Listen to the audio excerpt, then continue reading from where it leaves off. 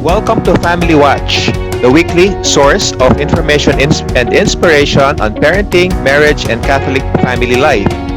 I am your host, Manjoe Mendoza, and with me is my co-host, Lennon Ramirez. Yes, so we hope our discussions here will encourage you as parents to think about your mission and the things that matter most. Really, it's forming children with character and conscience, faithful to the religious convictions that you taught them, and leading your family to eternal happiness in heaven. Well, we have an interesting topic today. It's on character formation in the digital age. Our guest is probably the most visible advocate of character formation in the country, having spoken to hundreds of schools and universities around the Philippines. He's a Filipino educator based in Sri Lanka. He is a graduate of the University of Santo Tomas, where he earned a double degree in AB Journalism and AB Literature, and an MA in Creative Writing, and a PhD in Literature. That's And not quite a only that, mouthful. Yeah. Manjoe, not only that, he's also the founding executive director of Character Education Partnership Philippines, or CEP Philippines. No, it's an affiliate CEP in Washington D.C. And as the founder of CEP Philippines, he has been invited to speak here and abroad. And he also serves as the founding president of Center for Fourth and Five R's, and the Fifth R's, Respect and Responsibility Asia, otherwise known as the Thomas Licona, Institute for Asia. Welcome to Family Watch, Dr. Mann Rentoy. There we go. Oh, so happy to be here. Hello, Yeah. man. Hi. The first time the first time I contacted you, I thought you were in Sri Lanka. Yep. Landed here in Manila because Sri Lanka continues to be on a lockdown because of COVID. They're far better than how we're doing. Really? With only a total of 10,000 cases ever since the start and only 18 deaths. Oh, good for them. Yeah. But they don't want to allow tourists to come in. So Okay, so that includes that you. includes me. So I cannot go back until they reopen the airport. So anyway, so in the span of time that you were in Sri Lanka, did you observe that any similarities in the parenting concerns of Um, Sri Lankans and Pinoys? I didn't get to observe parenting much, but I managed to start holding seminars for teachers. In fact, I was able to do 5 full house seminars. Our venue was only good for 45, but we were getting registration of as many as 65 teachers. Wow. Yeah. Most of them Muslims, Buddhists. Sri Lanka is a Buddhist country. So there is hunger. There is hunger there for character formation, training in character formation, seminars on how to teach students kindness and classroom management, things like that. No, but unfortunately, our last seminar was the day before the start of the lockdown in March. So we couldn't continue. It's interesting, man. You know, whenever I call him, whenever I refer to man as the character formation guru of the Philippines, he just shrugs his shoulders. No, this guy's so humble. No, but really, he's been bringing in all these heavyweights, mga speaker from all over. No? And we've managed to attend a few of these sessions. Yeah. That's So actually, yes. Go ahead. Yeah, go ahead. Okay. Well, actually, napansin ko, I was watching your videos, no, the urgency of, well, I can't remember it in verbatim, no, but it talks about character development, especially in the digital world right now. And one thing that really surprised me and really got to me was your take on media, no, and how it affects children nowadays, no. So, kung meron ka masasabi tungkol doon, no, sir, anong pwede mong sabihin? Well, ibang-ibang klaseng generation ng mga bata ito ngayon, ano? Kasi Like you and I, Manjo, lumaki No, I'm tayo ng, older. lumaki tayo ng walang computer. Yeah. Okay? Ako, nagkaroon lang ako ng computer. Nakagamit lang ako ng computer nung nasa Iloilo ko. When I started the school there in Iloilo, I spent 4 years Bridge. there, West Bridge. And that was the first time na I ever got to use computer. So that means I was already 27 years old that time. Now, the kids we're talking about today, they don't know a world without computer. That's true. Okay? Nagtuturo ang teacher, iniisip na ng bata, i-google ko yan mamaya. Hindi ko pwedeng sabihin hindi ako guilty dyan. And the truth is, lahat ng kailangang pag-aralan ng mga bata ngayon, lahat ng kailangang pag-aralan nila sa loob ng classroom, they can actually access in the internet. They're all in Google. And more exciting. I mean, matututo sila how to spell, how to add, how to subtract in a more exciting way than from a teacher lecturing in front of the class. Kaya ang tanong ngayon is, ba't pa pupunta ng eskwelahan ng mga kabataan? Yeah. That's where character comes in. The computer cannot teach resilience. The computer cannot teach kindness, fortitude, temperance, faith, love for God, love for the family. Ito ang mga bagay na hindi kayang ituro ng computer. So, what I'm saying therefore is, more than ever, kailangan ang teachers forming the character and molding the minds of the students and not just teaching subjects. Well, teachers and parents. Teachers and parents, precisely. Yeah. Pero actually, yes. Go ahead, Lennon. The setting now kasi is that, lockdown dito, may quarantine pa rin dito sa Pilipinas, no? And actually, a lot of my friends, and even students that I know of, no, I also give talks to students sometimes, and ang situation ngayon kasi is they're forced now to have their own computer or to have their own digital stuff, no, and even a faster internet nga, diba? Just to cope up with school requirements, diba? Yeah. You know, in the seminars I give to teachers, ang lagi kong sinasabi, it's just a matter of time. Lahat ng libro na ginagamit ng mga kabataan sa loob ng classroom, papalitan niya ng tablet, papalitan niya ng gadget, papalitan niya ng device, whether it's a smartphone or a tablet or a laptop or a Mac Air. It's just a matter of time. Ngayon, pag ang mga school boards, I think, Manjoe, you help out in Marist, ang mga board members ng Marist, pag magmi-meeting sila ngayon, papalitan ba natin ang mga libro with the tablet? Chances are, hindi unanimous ang decision. But give it 15, 20 years when all the board members of your school will be these kids who grew up with a tablet. You can imagine kung paano sila magde-decide. Of course, they will say, let's use tablet, let's use gadgets, let's allow the students to bring laptop inside the classroom. Yeah. It's just a matter of time. There's no way stopping technology. In fact, that's what I always tell parents. Ang problema ngayon, man, kasi yung access ng mga bata sa devices, parang you cannot isolate, they cannot, like, wala namang immunization do sa mga violence na nakikita nila sa TV or sa screens, even in the video games, diba? Last week, yung topic namin was about death, how to talk to your children about death. Pero yung opinion sa lumabas nung last podcast namin was,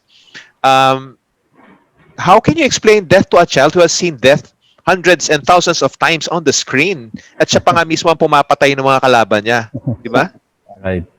In fact, sabi ng research sa US, by the time a kid turns 13 in the United States, by the time a kid turns 13, he would have witnessed 18,000 murders.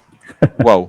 In video games and in media. From Netflix, from TV shows like Game of Thrones, from especially from video games.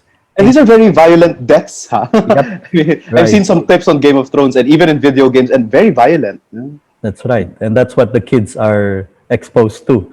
There is, in fact, some research, and some research would tell you may nangyayaring desensitization.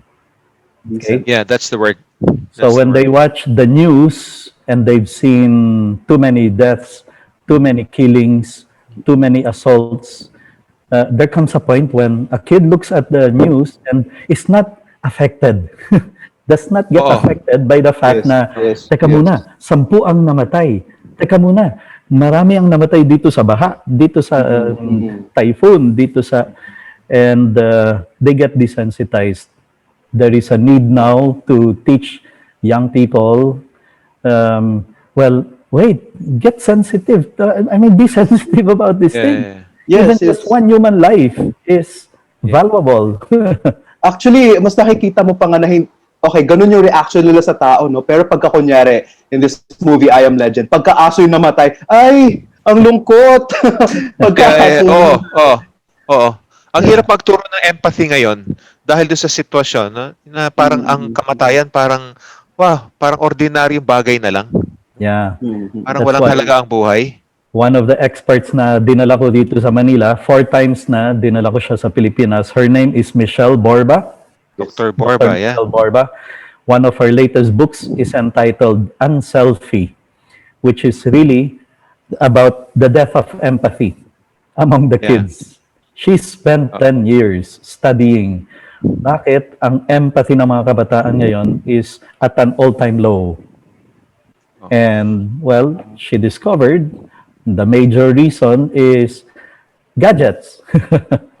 with Yung the with the use of gadgets, you can have a kid who can actually be spending the whole day without dealing with other people, without dealing with other kids, but spending the whole day with the tablet or with the cell phone or with a gadget.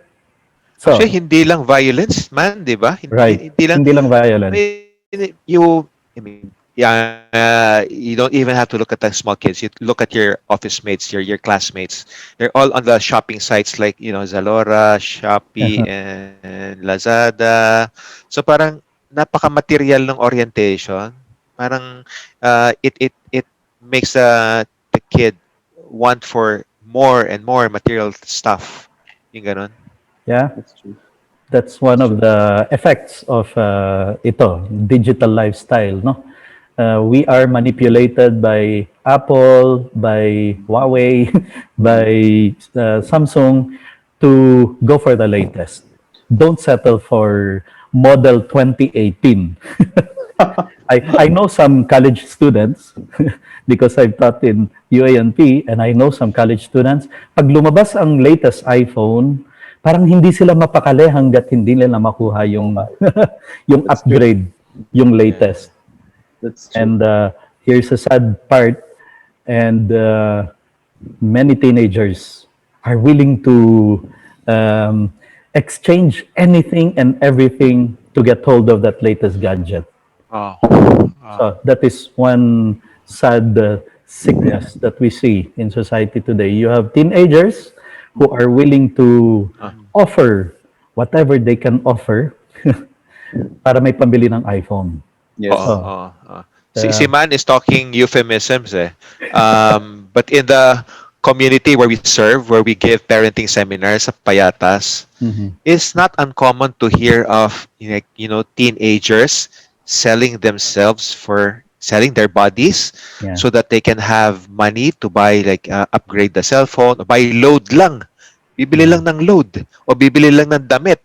I mean, this is the kind of culture we're in, no? Hindi dahil nasa lower class ka, mas mahirap ka, hindi ka nag you don't aspire for this material stuff. Right. That's true. Yeah. So in the end, it's really the values that the children were brought up to. No? And I guess the influence of society then around them. No? Yes. And peer pressure all the more. So talagang. What I always tell parents and teachers in seminars is technology is here to stay. Don't pray that it goes away. Our job as adults, as teachers, as parents, is to make sure lalaki itong bata with self-control. That he is in control of technology, of gadget. Okay. and not the other way around, which Yes. is what we're seeing among many young people Yes. today. It's Mm-mm. like sila ang kinokontrol ng materialism, you mentioned, but more than materialism, nagiging hedonism, Mm-mm. Yeah. commercialism. That's true. So itong technology addiction is not just about spending the whole time, the whole day in front of the computer. It's about craving for the update, the upgrade, the latest brand, the latest. So, biktima ang mga kabataan dito. Mm-mm. Oo. Oo. In the Oo. end, they are actually victims of this kind of environment that they happen to be growing up in. It's not their fault. It's not the fault of the kids na nabuhay sila at this specific time and age when this is the kind of environment they see Oh, themselves in. what else can you advise parents, man? I mean, a lot of parents are struggling with this. Kasi syempre, lalo na ngayon, hindi pa paano mo kokontrolin yung internet kasi the kid needs to go on the internet para makapag-aral. No? Where do you draw the line?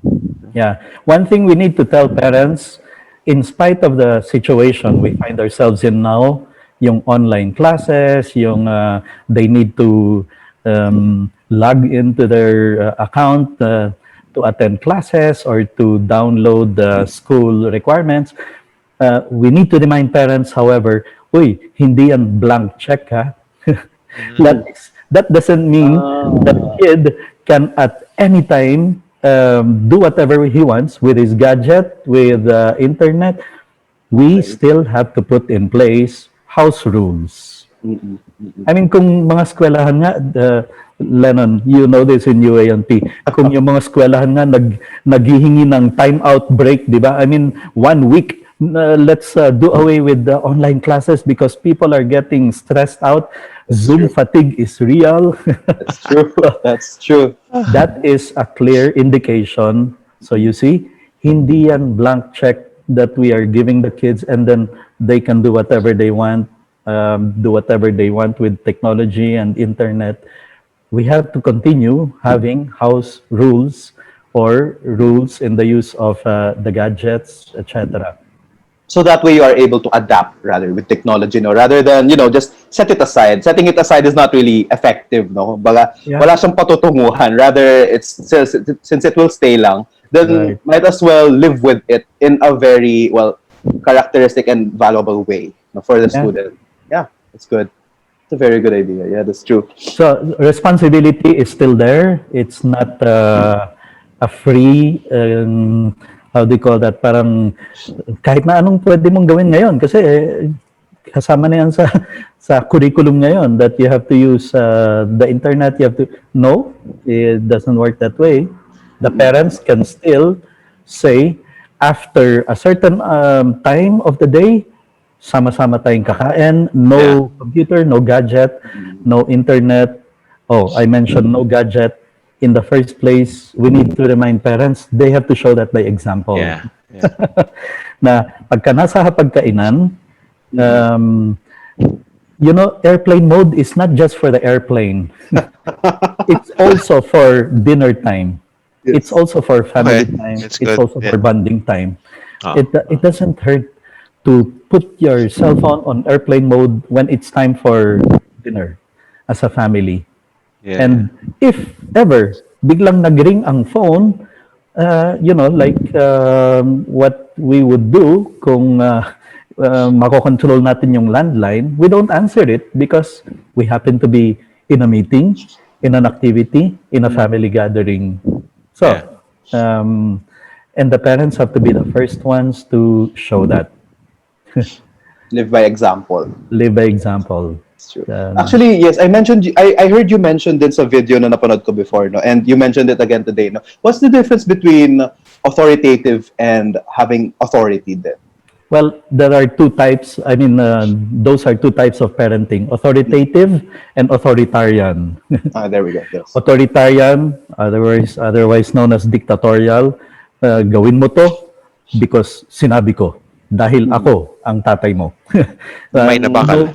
Oo, yan. Kamay nabakal and you just do. No rational, no reasoning. Just do it kasi sinabi ko. That's authoritarian, which is not the ideal way of parenting. Authoritative is the ideal classroom management style as well as parenting style. It means you get your kid to do what you want them to do, um, because you reason out, because you make it attractive for him, because the motivation is not external, meaning to say, sige, papaluin kita pag hindi mo ginawa yan. That's external. But rather, you raise your kid to, I want to do this because it's the right thing to do. As I learned it from my dad, as I learned it from my mom. So they can answer the why, why They I'm can doing answer this. the why, and they are motivated internally. The motivation comes from inside them. And I always tell parents, this is the greatest legacy you Yes, parents, can yes. leave behind your children. A strong conviction that I have to be a good person. Yeah, yeah. Not because my dad will punish me if he finds out I did this. Not because my mom will get angry. No, no. They will do the right thing because we have raised them up with that conviction. I have to do the right thing. I must be a good person because Those are the lasting effects talaga. those are the lasting And effects. that's what this program Family Watch is all about. I mean, leaving a legacy of children with character and conscience. I mean, not because they're afraid that they get whipped up if they don't do the right thing, but it's because of a deliberate, I mean, making deliberate choices, making the moral choices later in life. No? Right. That Okay. let's not deny the fact na parenting is harder than ever today. You can say that again. More challenging. It's not, I mean, nung bata ako, may mga batang kaya pang paluhurin ng tatay nila sa munggo Ouch. at saka sa asin. Lennon, hindi mo na inabutan yun, Hindi ano? ko naabutan yan. Manjo, nababalitaan mo yun? Dumaan ako dyan. Dumaan ako Dumaan dyan. ka. Yung mga pinapalo sa Leather kamay. belt. Ayan, yung mga Yeah, ganyan. yeah. Pero Pinelas. yun yung mga election, hindi ko nalilimutan. Right. Dahil doon sa belt na yun. It used to work. Actually, let's Yeah. face it worked. Yeah. But not for these kids now. Not Yes. these kids now who are growing up in an environment where para bang the highest good being presented to them is liberty, freedom. That's That's an effect also of media, Manjo. Oo. Oo. Media is training the kids to think that the only important thing is that they do what they want to feel do, like doing. Yeah. what they like to do. Giving into their passions and Right. appetites, di ba? Yeah, and Always then the latest buffets. Kung Yeah. saan yung pinakamasarap na bagong buffet. I mean, yeah, and don't let anyone dictate on you. And this is how liberal media works. They will even say, not even the church, not even parents should dictate on what you should choose. Kaya labuin sa no? Kaya correct. kaya ngayon lito ang mga tao about That's gender. true. Yes, that's a very good point. Nung bata tayo, malinaw, lalaki, babae, that's it. Ngayon, you fill up some forms and saan yung sinasabi, Jason Everett mentioned that. When he had to fill up a form, there were 140 choices for the Gender. answer to the Yeah. question, gender. It's absurd. And that is the environment the young people are growing up in. That is the kind of media the young people. And there are parents now that prefer not to give a gender to their kid. No, they call it it. That's that Right. it. And prefer to have them, for example, name them or give them a gender when they're 18, when they can freely decide what they want to be. No? Yeah. Yeah. Love it. I listened to a podcast by Ruth Institute a few weeks ago, and the speaker said the battle now is exactly the same battle that we had at Genesis. It's about life, marriage, and man and woman. So now they're defining they're defining marriage. Life has been viciously attacked from abortion to euthanasia and everything else in between. And then the definition of man, I mean, the binary concept of man and woman. Yun yung attack sa atin, sa family ngayon. Yep. And It's so insidious. I'm preparing for a big talk. I'm going to give the BCBP, the Ah, Brotherhood of yeah. Christian Yeah. Professionals and Businessmen, on Friday night on the Rosary. And that's one of the things I discovered. I was researching on it. Do you know why St. John Paul II, put in place the luminous mysteries? Oh, why? Can you share it with us? Yes, please. It will make a big difference if you stop looking at the rosary simply as a devotionary or an act of piety. The rosary is more than just that. It's a weapon. It's a weapon that Mary put in place, that God put in place, starting with, of course, Dominic, Saint Dominic, when he was fighting the Albigensian heresy, and he was not successful, and he turned to God and asked, "What do I do?" And Mary appeared to him and revealed to him the rosary. So it's a battle. It's a weapon of battle. Now, five mysteries of Luminous. Some people are wondering, why do we need this? Because those are the five being attacked by Satan. The Yes. first luminous mystery, the baptism. When you think of baptism, you're thinking of babies. You're thinking of kids being born. And that is Satan's major attack against the family. Abortion. We need the first luminous mystery. Second Okay. luminous mystery, the wedding feast at Cana. That Okay. is being attacked. Marriage. Oo nga, no? Marriage. Yeah. Satan is trying to redefine marriage. The third luminous mystery, the proclamation of the new kingdom and the call to conversion, because we need a real new re-evangelization. Yeah. There are many people today, young people especially, who are losing their faith. We need to baptize them. We need to proclaim the kingdom again to them. Fourth luminous mystery, the transfiguration. Jesus. We need to get everybody again to understand who Jesus is and see Christ for who he is. He is Okay. God Mm-mm. and he is man, God who became man so that we have our model. And finally, the fifth luminous mystery, the institution of the Holy Eucharist. And what happened on the night when Jesus instituted the Holy Eucharist? He also instituted the sacrament of ordination under Yeah. attack. All the bishops Yeah. being attacked, all the priests being attacked. You know, if you read the media today, para bang every priest you meet is a pedophile. I mean, liberal media Yeah. Yeah. Yeah. make Yeah. you Yeah. think That's that right. every priest is an Yeah. evil man. Oh, that's not true. Yeah. 98% of the priests all over the world are holy, um, And faithful. sacrificing and faithful and Yeah. heroic and saintly. Many of them are, well, at least me, all the priests I know are saintly. Those are the five Yeah. that Satan is attacking, and we need the rosary to combat.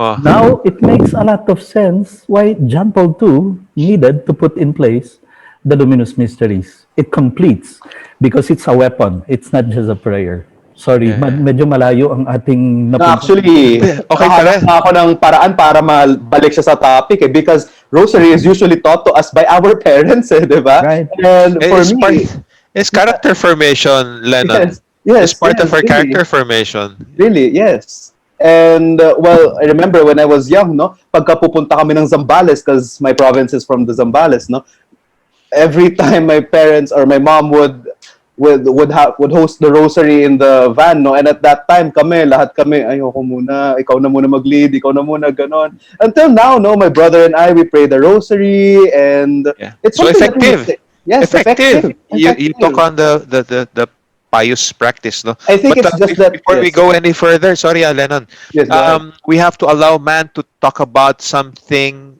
up and coming this month of Ah, yes. November because it's very rare that you can gather a powerhouse lineup like this. Man, can you talk about the slide?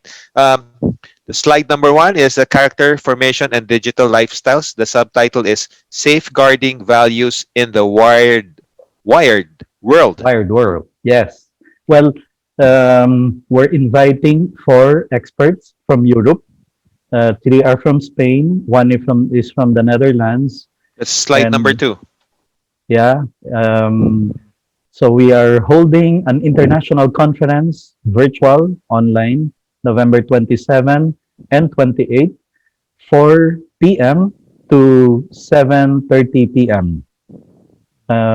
It's only 4 o'clock to 7:30 because that's 9 a.m. in Spain. So the speakers are going to speak live Mhm. and will answer questions from the audience. So the first day, the speakers are si Luis Blasquez and Paul Grass. They were here, what, 2 years ago? Yeah, Two I years think ago, I've met that's right. them. I think I've met Oh, them. Yes. Well, three of them came. Sorry, two of them came Luis last year, Blasquez is very familiar. Yeah. okay. Last year lang January pala of yan. last year, and Okay. they spoke in AFP Theater Yeah, that's right. um, to students in the morning, teachers in the afternoon, and then parents in the Mhm. evening. And that's Paul Grass and Luis Blasquez. But this time around, we have a third speaker, Martin Aguado and Maria Zabala. Maria Zabala is a journalist who has spent the last 10 years of her life getting into studying, really, digital lifestyle of the young people and how it's important and urgent to make sure that they are given character formation. Yeah. So, in fact, she's going to talk about um, how the liberal media has been manipulating mindsets and what can we, Oh, parents and yeah. teachers, do That's to make interesting. sure the kids are safeguarded from that onslaught. We called it the onslaught because really there's no other better way to describe kung anong ginagawa nitong liberal media, no, Yeah, yeah, to yeah. the young people. Will any of them be addressing the youth? Yes, Ano kayo? yeah. On day one, in fact, is specially directed to teenagers Oo. audience, the teen Yes. audience. That's why dun lalabas yung technology addiction, the first Yeah. talk of Paul Grass, and then the talk of Luis Blasquez, the problem with porn. Oh, yeah. Uh, and then on the second day, it's for parents and teachers, but Okay. students are also very much welcome Mhm. to attend the talks because the topics are also very relevant for them. Doon na nga lalabas yung liberal media, and then Martin Aguado's title is "Tell Me What You Watch, and I'll Tell You What You Are." Mhm. So Wow. the effect media, what we watch, what we take in to our character, to our mindsets, to us. So parents and teachers should listen to his Yeah. presentation So, and where can they get more information about these conferences, man? May well, website bang pwedeng puntahan? yes, they can go to, well, we have a Facebook page called Character Formation and Digital Lifestyles. If they type it, most likely it will come out. Or they can also go to characterconferences.com. Okay. Characterconferences.com. Everything is there, and they can even purchase the tickets online. Okay. Um, the payments can be in GCash or deposited to BPI, bank transfer. Magkano yung tickets, man? These are for international speakers. Nung nag-umpisa kaming discussions with the organizers, the University of Asia and the Pacific Junior College and Paref West Bridge in Iloilo, we were looking at 1,000 pesos ano, Oh, yeah. for one day. Kasi for international speakers. But we said, no, let's keep the cost very low so that we get as many people to join in. So if they register for just one day, that's only 300 pesos. Oh, yeah. It's very Wow. reasonable. Very Uh, reasonable. If they register for the 2 days, which means the four listening to the four speakers, yeah. it's only 550 pesos. Yeah, yeah. So they Wow. save 50 pesos if they Yeah. register for the 2 days. We paid much more for the live conference last year. Right. Di ba? In It was much AFP. more. Right. Yeah. Yeah. Yeah, I can vouch for that. We learned a lot. My wife and I learned a lot from Paul Gras and Luis Blasquez. Yan, daming takeaway points nun that we can use at home. And if you're into parenting education, wow, ang dami mong pwedeng matutunan doon. Yan. Wow. Yeah. Okay. So I thank you, Mann Rentoy, for sharing us Thank you, now man. your insights on character education. Now, unfortunately, we have come to the end of our program. So if you've got this far, thank you so much for watching. If you like this video, kindly give us a thumbs up. And if you have comments on how we can further improve or suggestions on topics we can cover, please type them in the comment box below. And please know that we read all of your comments always. Okay, so till the next video. Bye.